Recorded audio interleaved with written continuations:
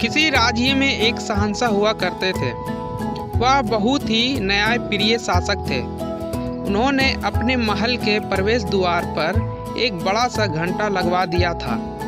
अगर जिसे भी शिकायत करनी होती थी वह उस घंटे को बजा दिया करता था और उस घंटे के आवाज़ सुनकर राजा ने उसे अंदर बुला लिया करते थे और उसके परेशानी को हल कर दिया करते थे। उनके राज्य में गरीब अमीर छोटे बड़े सबके साथ न्याय किया जाता था।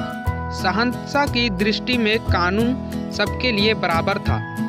शहंशाह अपराधियों को दंड और निर्दोषों को क्षमा कर के सबके साथ न्याय करते थे।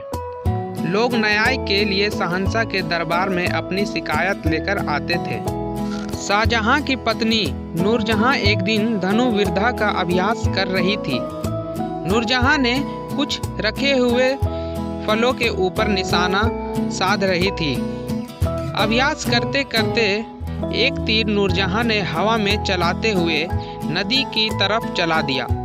कुछ देर बाद प्रवेश द्वार के पास जो घंटा लगा हुआ था वह जोर जोर से बजने लगा। पहरेदार यह आवाज़ सुनकर दरवाजे के पास आया और देखा कि वहाँ एक धोबन बहुत रो रही थी और उसके सामने एक मृत शरीर रखा हुआ था।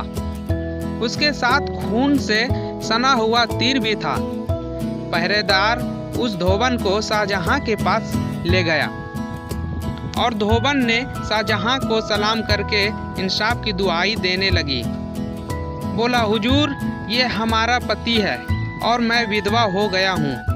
अब हमारा कौन देखभाल करेगा? हमारा बच्चे को कौन देखेगा? हमारा खाना पीना कौन ख्याल करेगा? हुजूर, हमें दुआई है। वो गुहार लगाने लगी। उससे बोला कि हुजूर, हमें इंसाफ चाहिए।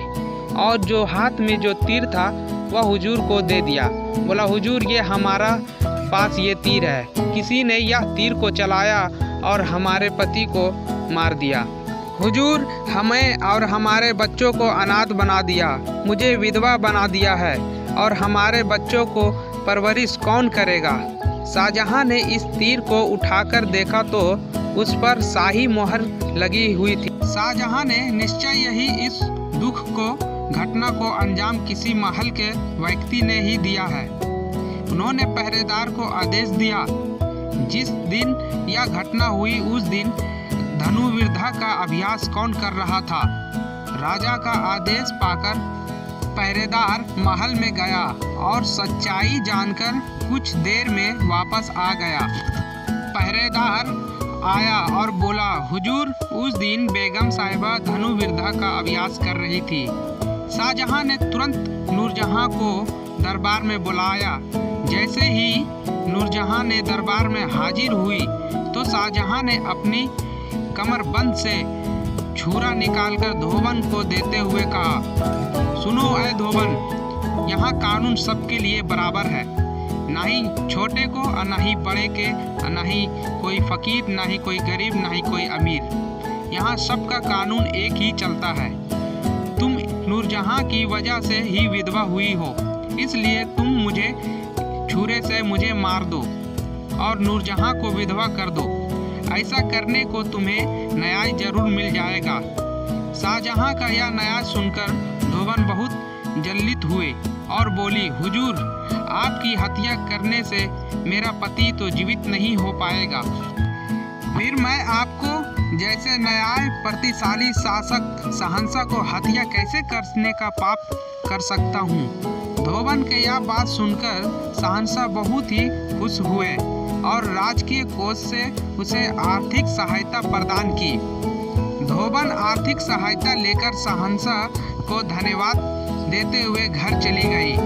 धोबन ने जाने के बाद नूरजहां ने शाहजहां से कहा, हुजूर, आपने तो सचमुच बहुत खतरा मोल ले लिए थे। यदि वह महिला आपके आदेश का पालन कर दिया करते तो आपका तो हत्या हो जाती, तो फिर मैं विधवा हो जाता। शाहजहां ने बोला, बेगम साहिबा, तुमने उसके पति को मार दिया और यहाँ सभी का एक ही न्याय होता है।